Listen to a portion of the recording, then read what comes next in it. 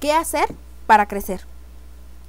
La pregunta para México es cómo cambiar las reglas del juego, para que haya crecimiento en vez de estancamiento, para que haya competencia y competitividad en lugar de protección y complicidad, para que haya muchos multimillonarios innovadores y no solo algunos que disten de serlo, para que no pululen campeones nacionales, admirados porque en realidad son monopolios dañinos pero disfrazados, para que haya muchos consumidores satisfechos y no millones que están lejos de sentirse así. El primer paso tendría que ser, como lo señala Robert Reich en su último libro Supercapitalism: The Transformation of Business, Democracy and Everyday Life, desarrollar un entendimiento claro y compartido sobre la frontera apropiada entre el capitalismo y la democracia. Ello entrañaría un gobierno capaz de diseñar nuevas reglas y una sociedad capaz de defenderlas.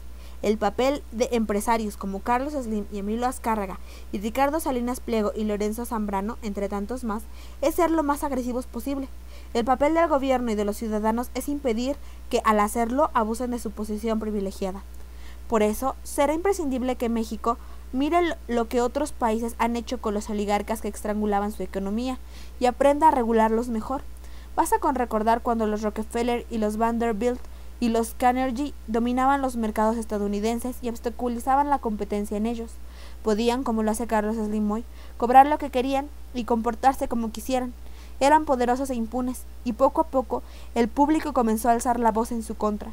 El poder incontenible de los grandes consorcios motivó un movimiento progresista liderado por Theodore Roosevelt.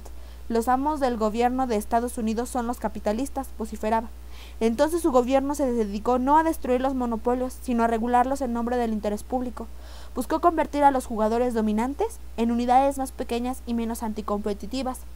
El reto fundamental definitorio para México es reproducir esta experiencia liberadora, es lograr que el presidente en turno deje de ser un estatista y se convierta en un estadista, alguien que desate el espíritu emprendedor al alejar al país del modelo mercantilista que lo ha maniatado, alguien capaz de equilibrar las ganancias empresariales con los derechos ciudadanos, alguien capaz de usar la fuerza regulatoria del Estado para construir un sistema económico, dinámico, competitivo, que nutra a la clase media y asegure su expansión. Alguien que reconozca las barreras de entrada que Carlos Slim y otros han erigido en torno a sus imperios y se dedique a desmantelarlas, y alguien que asuma la responsabilidad del Poder Ejecutivo para iniciar un proceso de reforma encaminado no nada más a fortalecer el Estado, sino a promover una verdadera economía del mercado, algo que en México aún no existe en esos ámbitos controlados por campeones nacionales, colocados en un pedestal, desde donde obstaculizan, bloquean y retrasan. El gobierno necesita entender el costo que este tipo de comportamiento empresarial tiene para México y por qué ha llegado la hora de frenarlo. La política de promoción de campeones nacionales ha significado un cuantioso subsidio ciudadano a favor de quienes los exprimen. Ha implicado la eliminación de la competencia para favorecer a los monopolios empresariales, y quizá algunos insistan que la estrategia de protección regulatoria ha sido necesaria para crear conglomerados con la capacidad de competir a nivel global con sus contrapartes. Pero los supuestos beneficios de esa estrategia palidecen junto a sus perjuicios obvios: consumidores expoliados y mercados manipulados. Para que México sea un país ganador para muchos y no solo para unos cuantos, el gobierno deberá comenzar a erigir un muro de contención frente a los intereses que obstaculizan la creación del capitalismo de cancha ancha de juego. Deberá actuar en nombre del interés público, en pocas palabras, en nombre de los habitantes de este país y sus derechos.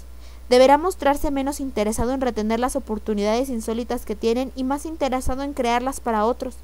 Deberá hablar de las reglas del modelo económico que cambiará, del terreno nivelado de juego que construirá. Para que México crezca de manera acelerada, el gobierno tendrá que crear la capacidad de regular y reformar en nombre del interés público.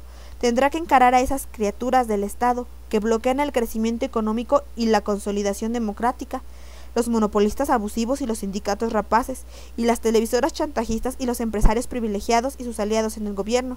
Tendrá que tomar decisiones que desaten el dinamismo económico, que fortalezcan la capacidad regulatoria del Estado y contribuyan a construir mercados, que promuevan la competencia y gracias a ello aumenten la competitividad. Será necesario usar la capacidad del Estado para contener a aquellos con más poder que el gobierno, con más peso que el electorado, con más intereses que el interés público. Será necesario leer y diseminar textos tan influyentes como The Growth Report y The Power of Productivity, donde los autores señalan lo que todo país interesado en crecer y competir deberían hacer para lograrlo. Ello requiere una economía capaz de producir bienes y servicios de tal manera que los trabajadores puedan ganar más y más. Ello se basa en la expansión rápida del conocimiento y la innovación, en nuevas formas de hacer las cosas y mejorarlas, en técnicas que aumentan la productividad de manera constante. Las economías dinámicas suelen ser aquellas capaces de promover la competencia y reducir las barreras de entrada a nuevos jugadores en el mercado. Y es tarea del gobierno, a través de la regulación adecuada, crear un entorno donde las empresas se vean presionadas por sus competidores para innovar y reducir precios y pasar esos beneficios a los consumidores. Si eso no ocurre, nadie tiene incentivos para innovar. En lugar de ser motores del crecimiento, las empresas protegidas y o monopólicas terminarán estrangulándolo. En pocas palabras, la competitividad, factor indispensable para atraer la inversión, está vinculada a la competencia. El crecimiento económico está ligado a la competencia. La innovación y por ende el dinamismo y la creación de empleos se desprenden de la competencia. La inversión que se canaliza hacia nuevos mercados y nuevas oportunidades es producto de la competencia. No es una condición suficiente, pero sí es una condición necesaria. No bastará por sí misma para desatar el crecimiento, pero sin ella jamás ocurrirá. Por ello, las prácticas que permiten el capitalismo de cuates deben cambiar. La modernización del sector televisivo, de telecomunicaciones, de transporte, de infraestructura, de energía debe ocurrir. El régimen de concesiones se debe transparentar. Los suprapoderes se deben acotar. La competencia se debe fomentar con una tercera cadena de televisión, con el uso de la banda ancha a través de la red de la Comisión Federal de Electricidad, con medidas como las que se tomaron con la Compañía de Luz y Fuerza del Centro, pero que vayan más allá de fusionar un monopolio estatal con otro, con el fortalecimiento de los órganos regulatorios, con la sanción a quienes violen los términos de su concesión, con la creación de mercados funcionales como ya se logró con las aerolíneas de bajo costo, con medidas que empiecen a desmantelar cuellos de botella y a domesticar a esas criaturas del Estado. De lo que se trata es de apoyar y celebrar la multa por prácticas monopólicas que la Comisión Federal de Competencia les acaba de imponer a Telcel y a su accionista más importante, Carlos Slim, porque las 540 cuartillas elaboradas por la COFECO describen una historia que cualquier consumidor conoce, cualquier ciudadano padece, cualquier mexicano ha sido obligado a tolerar. Telcel imponiendo precios anticompetitivos, Telcel aumentando los costos de sus competidores, Telcel entorpeciendo la competencia, Telcel incurriendo en prácticas monopólicas reiteradas, Telcel obteniendo tasas de ganancia inusitadas por ello, y las víctimas de todo ello, los 91 millones de usuarios de telefonía celular que el país, obligados a cargar con costos excesivos, obligados a pagarle al señor Slim $6,000 millones de más cada año. De lo que se trata es de entender el buen precedente que se sienta, el principio de autoridad regulatoria que se ejerce, el efecto de la demostración que la multa podría tener sobre tantas empresas propensas a expoliar a los consumidores. Quienes han apelado críticas a la decisión de la Comisión Federal de Competencia por la multa a Carlos Slim no parecen comprender que, por fin, alguien en el gobierno se ha atrevido a actuar en nombre de los mexicanos exprimidos, que día tras día, mes tras mes, año tras año, han convertido a Telcel en una compañía con ganancias estratosféricas. La empresa del señor Slim ha abusado de su posición en el mercado y las autoridades regulatorias, conforme a las mejores prácticas mundiales, le han impuesto un castigo.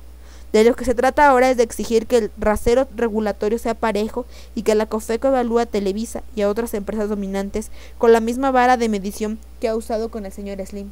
Por ello, el esfuerzo a favor de la competencia que hemos presentado en los últimos tiempos no va a ser creíble si al titán de las telecomunicaciones se le manda un macanazo, mientras al titán televisivo se le otorga todo lo que quiere. Por ello, hay que saltar de gusto ante la multa que se le quiere cobrar, pero mirar mucho más allá de ella, porque el señor Slim hará lo que siempre ha hecho, sexenio tras sexenio. Intentará matar al mensajero, buscará frenar el fallo, recurrirá al amparo como forma de comprar tiempo, esperará que llegue el próximo presidente de la República o de la Comisión Federal de Competencia con la esperanza de presionarlo. Y Televisa, ahora en alianza con TV Azteca, también hará lo que siempre ha hecho, sexenio tras sexenio. Demandar la competencia en otros sectores, pero no en aquellos que controla. Impedir la existencia de una tercera cadena de televisión abierta. Someter a los legisladores para que no promuevan una nueva ley de radio y televisión que regule un bien público en nombre del interés público. Pero de lo que se trata ante esta resistencia es precisamente de quitar trabas, de remover obstáculos, de instaurar una regulación eficaz, de construir mercados competitivos y productivos, crear las condiciones para una economía más diversa, más plural, más pujante, más dinámica, crear organismos reguladores verdaderamente autónomos como los que existen en otros países, frenar abusos como la toma del chiquihuite y las tarifas de Telmex y la ley Televisa, que el poder acumulado de unos cuantos ha producido, cambiar leyes que han permitido la creación de monopolios de facto para reemplazarla por otras que acoten esa posibilidad. De lo que se trata es de modernizar, actualizar y transparentar. Ante este panorama, a los ciudadanos y a los consumidores del país les espera una ardua lucha, una batalla incesante en favor de mejores tarifas y más competencia, mejores productos y más jugadores, mejores reguladores y más valentía de su parte. Cambiar esta realidad no puede ser labor solo del gobierno, también requiere modificar el mapa mental de aquellos que ven a empresarios rentistas como modelo a seguir en lugar de síntoma a combatir. Será imperativo discernir que la admiración legítima a personas, a los íconos empresariales del país, no debe sustituir la remodelación del capitalismo disfuncional que los ha creado. En el futuro, México debe abocarse a crear verdaderos campeones empresariales, producto de mercados competitivos y no de gobiernos coludidos, héroes reales que triunfen gracias a la innovación que logran fomentar y no gracias a los consumidores que pueden postrar. Cambiar esta realidad también requerirá la participación de los ciudadanos y del empoderamiento de los consumidores.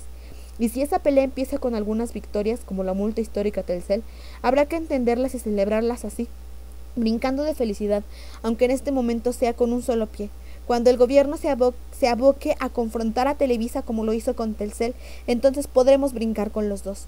Y mientras tanto, habrá que seguir luchando para que los ciudadanos cuenten con instrumentos para hacer valer sus derechos como consumidores. En México, actualmente no se les permite participar como sujetos con derechos plenos. No tienen cómo defenderse de manera eficaz ante empresas que proveen malos servicios o abusan de sus clientes. Mientras que en muchos otros países, Colombia, Brasil, Uruguay, Argentina, Chile, Ecuador, Costa Rica, España, Canadá, toda Europa y Estados Unidos, reconocen el derecho de sus ciudadanos a organizarse colectivamente a través de los llamados class action.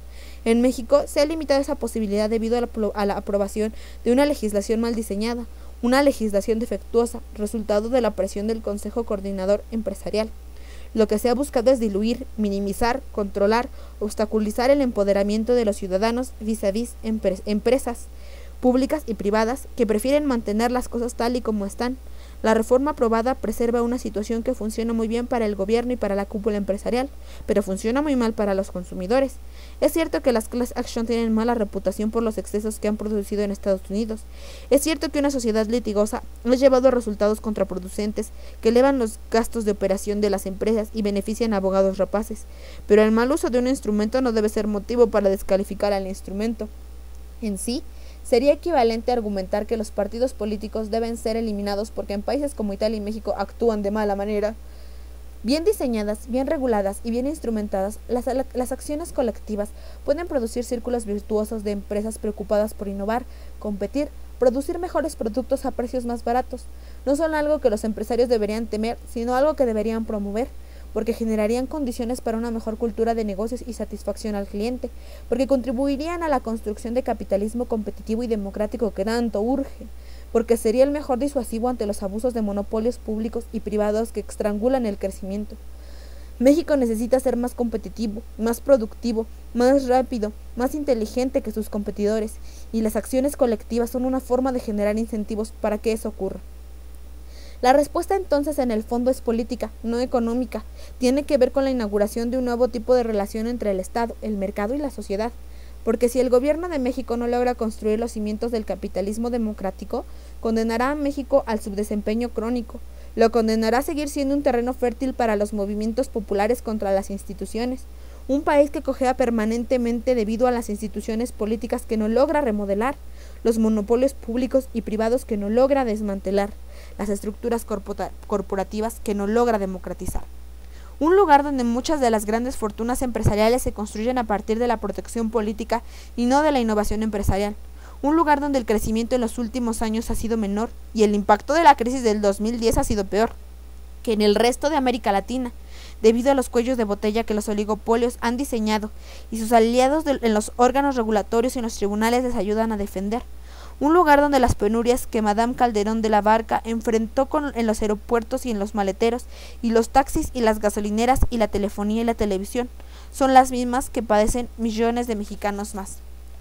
Miles de personas con comisiones por servicios financieros que no logran entender con cobros inusitados que nadie puede explicar, parados en la cola de los bancos, allí varados, allí desprotegidos, allí sin opciones, allí afuera.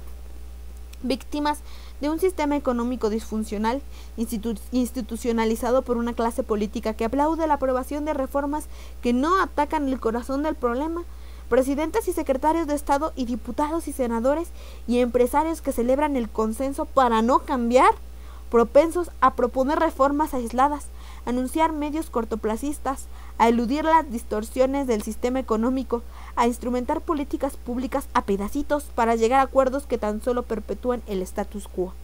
Mientras tanto, la realidad acecha con golpes de 5 millones de pobres más tan solo en el último año, con crecimiento intermitente de ser el lugar 60 de 134 en el índice global de competitividad y de una nación que dice reformarse mientras evita hacerlo.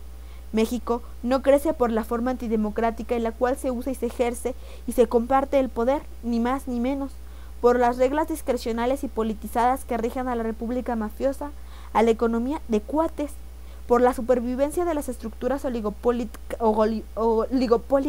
que el gobierno creó y sigue financiando, por la persistencia de monopolios que inhiben la innovación, la productividad y el crecimiento económico, creando así un país poblado por personas obligadas a diluir la esperanza, a encoger las expectativas, a cruzar la frontera al paso de 400,000 personas al año en busca de la movilidad social que no encuentran aquí, a vivir con la palma extendida esperando la próxima dádiva del siguiente candidato, a marchar en las calles porque piensan que nadie en el gobierno los escucha, a desconfiar de las instituciones, a presenciar la muerte común de los sueños porque México no avanza a la velocidad que podría y debería.